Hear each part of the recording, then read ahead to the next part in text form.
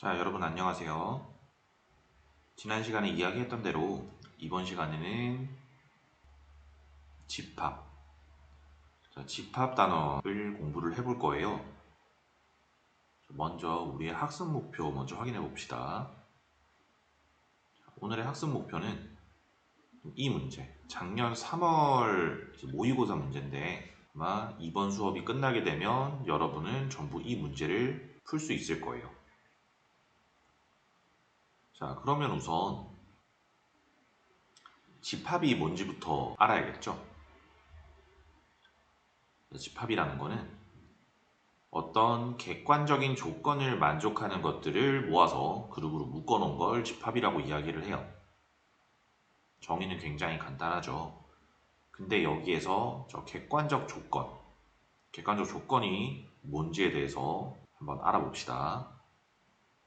자, 객관적 조건이라는 거는 쉽게 얘기하면 누구한테 물어봐도 같은 답이 나올 수 있는, 똑같이 대답할 수 있는 그런 조건들을 객관적 조건이라고 이야기를 해요. 뭐 예를 들면은 뭐 고등학생이냐 아니냐, 오늘 지각을 했냐 안 했냐, 명확히 시간 기준이 있다면 이것도 객관적이라고 이야기를 할 수 있겠죠. 자, 만약에 학교이고 8시까지 등교라면 8시보다 늦게 왔으면 지각을 했다고 확실하게 이야기를 할 수가 있겠죠. 그 다음에 점심에 빵을 먹었나 안 먹었나. 자, 빵이 아니라 다른 걸 먹었다면 이거는 안 먹었다고 이야기를 할 것이고, 빵을 먹었다면 먹었다고 이야기를 할 수 있겠죠. 이것도 객관적인 조건이라고 이야기를 할 수 있어요. 자, 어떤 상품이 30만 원이 넘는가 안 넘는가. 이것도 30만 원이 넘는다면 넘는다고 이야기를 할 것이고, 안 넘으면 안 넘는다고 이야기를 할 것이고, 만약에 30만 원이라면 30만 원이라고 이야기를 할 수 있겠죠. 누구에게 물어보든 같은 답이 나올 거예요. 자, 그럼 객관적이지 않은 조건은 어떤 게 있을까요? 저 학생이 달리기 속도가 빠른가 느린가. 자, 빠르다라는 말은 사실 약간 상대적인 표현이라서 뭐 나보다 빠르면은 빠르다고 이야기를 할 수 있지만 그게 다른 사람 눈에는 느려 보일 수도 있고 그럴 수 있겠죠. 이거는 대답하는 사람에 따라 서로 다른 대답이 나오게 될 거예요. 저 사람이 잘생겼는가 못생겼는가. 이것도 약간 개인 취향의 영역이죠. 뭐 물론 누구에게 물어보든지 잘생긴 사람이 있을 수 있겠지만 그런 경우 말고 이제 취향에 따라 잘생겼다고 할 수도 있고 못생겼다고 할 수도 있는 그런 경우가 있을 수 있어요. 저 사람은 건강한가 건강하지 않은가. 자, 건강하다의 기준이 명확하지 않아요.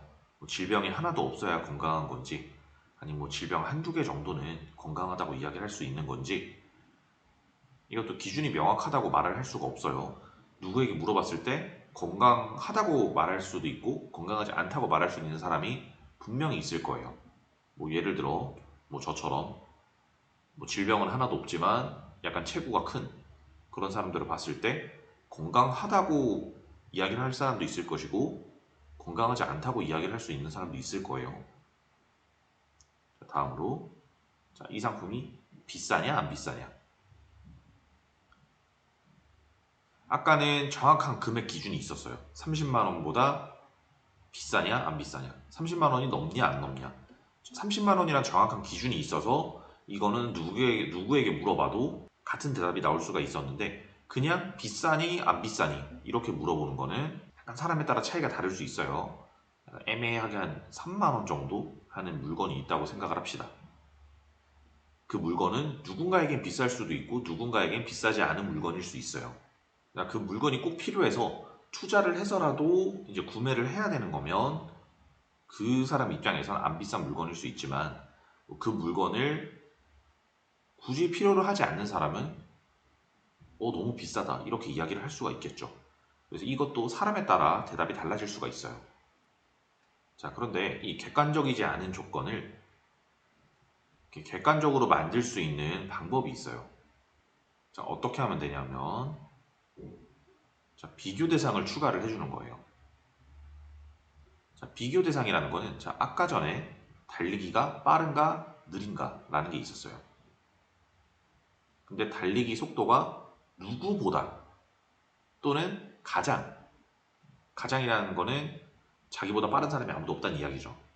그러면 그때는 객관적인 조건이 되는 거죠.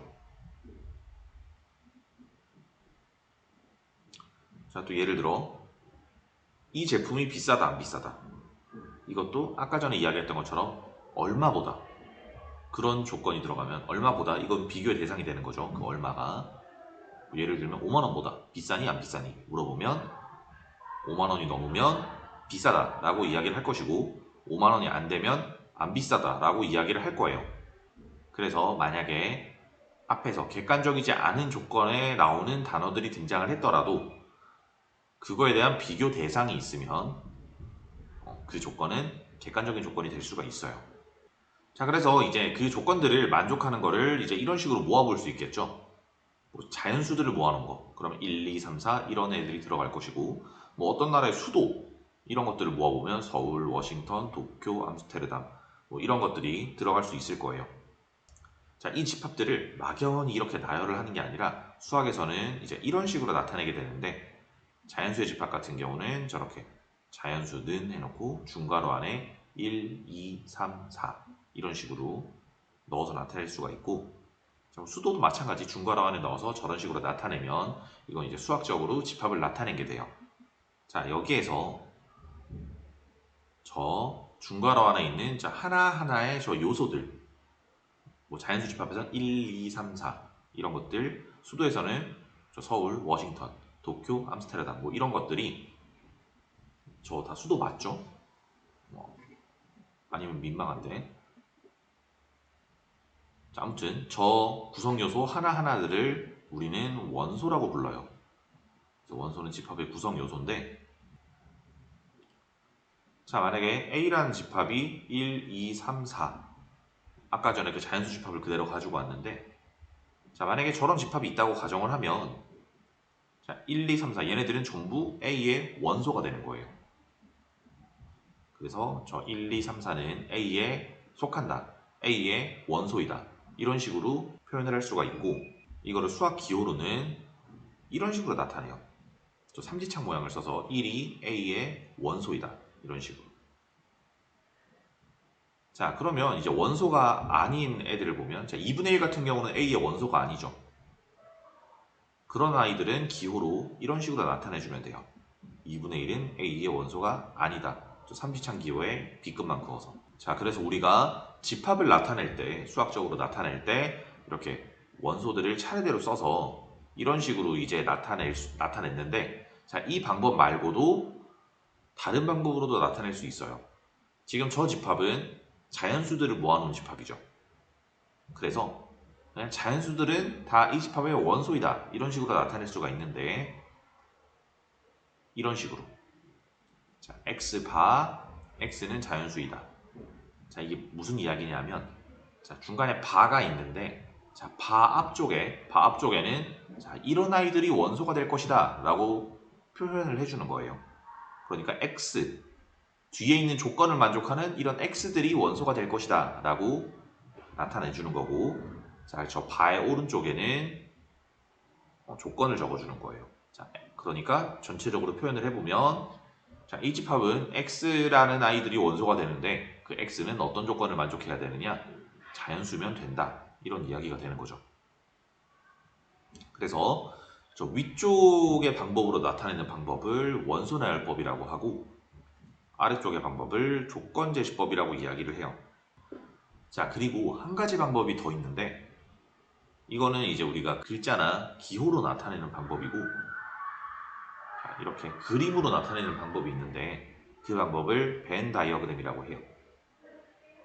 자, 이거는 이 방법을 처음 도입한, 이야기한 사람의 이름을 따서 벤 다이어그램이라는 이름이 붙었고, 자, 얘는 자, 1, 2, 3, 5라는 원소를 가지고 있는 자, A라는 집합이 있다고 가정했을 때 얘를 이런 식으로 그림으로 나타내는 방법이에요. 쉽죠?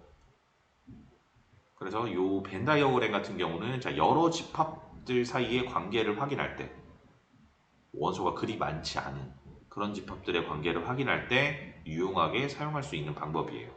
실제로 문제를 풀 때도 굉장히 많이 활용을 하게 될 거예요. 자, 이제 조건제시법, 아까 앞에 했던 조건제시법을 사용해서 집합을 조금 더 다양한 방법으로 나타내 볼게요. 지금 주어진 집합 x바 x는 양의 짝수다 라는 집합이 있는데, 그럼 얘는 2, 4, 6, 8 이런 애들을 원소로 갖게 될 거예요. 그쵸? 근데 얘는 이런 식으로도 표현해 볼 수 있을 거예요. 자, 왼쪽과 오른쪽을 잘 비교해 봅시다. 왼쪽은 x라는 아이를 원소로 가지는데 그 x의 조건이 짝수여야 되는 거고, 자, 오른쪽은 자, x의 2배를 원소로 가지는데 x는 자연수래요. 그럼 결국 자연수에 2를 곱한 아이들이 원소가 되니까 결국 짝수들을 원소로 가지게 되겠죠. 그래서 결국 왼쪽 집합이랑 오른쪽 집합은 같은 집합이 돼요. 그러니까 하나의 집합을 조건제시법으로 나타내는 방법은 굉장히 다양하다는 이야기가 되겠죠. 원소나열법으로 나타내는 방법은 한 가지밖에 없어요. 그 원소를 다 쓰는 거. 근데 조건제시법은 정말 다양한 방법으로 나타낼 수 있다는 거. 굉장히 창의적인 방법들이 많아요. 이거를 꼭 알아두시고 여러분이 조금 더 간단하게 나타낼 수 있는 방법으로 집합을 나타낼 수 있으면 엄청나게 편할 거예요. 자, 그럼 우리 이 집합을 조건제시법으로 한번 나타내 볼까요?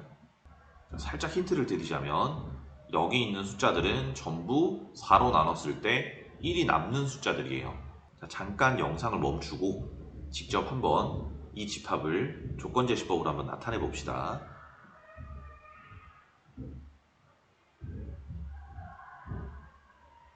자, 전부 다 나타내 보셨나요? 자, 저는 이렇게 나타내 봤어요. 자, 4x 빼기 3들을 원소로 가지는데 여기에서 x는 자연수다 라고 하면, 자, x에 1이 들어가면 1이 나올 것이고 2가 들어가면 5, 3이 들어가면 9, 4가 들어가면 11, 차례대로 원소들이 하나씩 나오게 되죠. 약간 이거 수열하고 비슷한 개념인데 이런 식으로도 나타낼 수가 있을 것이고, 아니면은 뭐 4x 플러스 1들을 원소로 가지는데 x는 음이 아닌 정수이다 라고 하면 0까지 포함이 되니까 마찬가지로 저 집합을 표현을 할 수가 있을 거예요. 자, 이제 이렇게 두 개의 집합이 주어졌다고 해봅시다.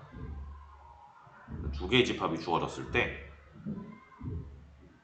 자, A랑 B에 전부 들어가 있는 원소들을 한번 찾아보면 6하고 12가 있겠죠. 그리고 A, B 중에 한 군데라도 포함되어 있는 원소, 얘네들을 찾아보면 2, 3, 4, 6, 8, 9, 10, 12 이렇게 있게 되겠네요. 자, 이렇게 A, B에 동시에 속한 원소들을 원소로 가지는 집합, 말이 조금 어려운데 양쪽에 같이 두 군데 다 있는 애들을 모아놓은 거를 교집합이라고 하고, 둘 중에 한 군데라도 있는 거를 모아놓은, 그러니까 A랑 B에 있는 모든 원소를 모아놓은 집합을 합집합이라고 이야기를 해요. 그래서 기호로는 저렇게 컵을 엎어놓은 모양을 교집합, 컵을 바로 세워놓은 모양을 합집합, 이렇게 기호로 쓰게 돼요. 자, 이제 교집합과 합집합을 수학적으로 정의를 한번 해볼게요. 교집합 같은 경우는, 자, 만약에 A, B 두 집합의 교집합을 구하고 싶다. 그러면 이제 이렇게 A 교집합 B는 X파, X는 A의 원소이고 AND, 그리고 X는 B의 원소이다. 여기서 중요한 건 요 AND가 되겠죠. 그러니까 이 X라는 애들을 모아놓은 집합인데, 이 X가 어떤 X냐? A에도 있고 B에도 있는 이런 원소들을 모아놓은 집합이라는 거예요. 자, 그럼 다음으로 합집합은 두 집합 중 하나에라도 속한 원소를 이제 원소라는 집합이기 때문에 둘 중에 어느 쪽에 있기만 하면 되는 거죠. 그래서 그거를 수학적으로 이렇게 X라는 애를 마찬가지로 원소로 가지는데, 자, 이 X는 A의 원소이거나 또는 B의 원소인 이런 아이들을 원소로 가지는 집합을 합집합이라고 정의를 이런 식으로 해요. 자, 실제 교집합과 합집합을 한번 우리 구해 보도록 합시다. 자, 이렇게 A와 B 집합 두 개가 이렇게 주어져 있다고 합시다. 뭐 조건제시법으로 나타낸다면 A는 12 이하의 짝수가 될 것이고요. 집합 B 같은 경우는 12보다 작거나 같은 3의 배수가 되겠네요. 이때 A 교집합 B를 구해본다면, 자, 교집합은 A에도 있고 B에도 있는 양쪽에 다 있는 원소들을 모아놓은 거기 때문에 지금 같은 걸 찾아보면 6 A와 B에 전부 있고요. 그 다음에 12도 A와 B에 다 있는 거를 우리 알 수가 있죠. 그래서 A 교집합 B는 6, 12가 될 거고요. A 합집합 B 같은 경우는 A와 B에 있는 모든 원소를 다 모아놓으면 되는 거기 때문에 이런 식으로 2, 3, 4, 6, 8, 9, 10, 12 이렇게 될 거라는 걸 알 수가 있겠네요. 이제 우리 교집합과 합집합을 한번 벤 다이어그램으로 나타내 봅시다. 방금 전에 썼던 집합 A와 집합 B를 다시 가지고 와봤어요.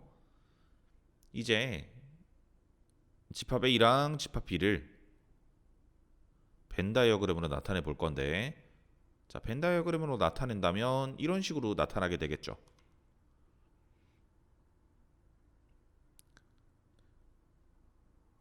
A에는 2, 4, 6, 8, 10, 12, B에는 3, 6, 9, 12 이렇게 들어가 있게 되고, 자, A와 B가 겹쳐 있는 이 부분, 이 하얀색 부분이 A 교집합 B가 되겠죠.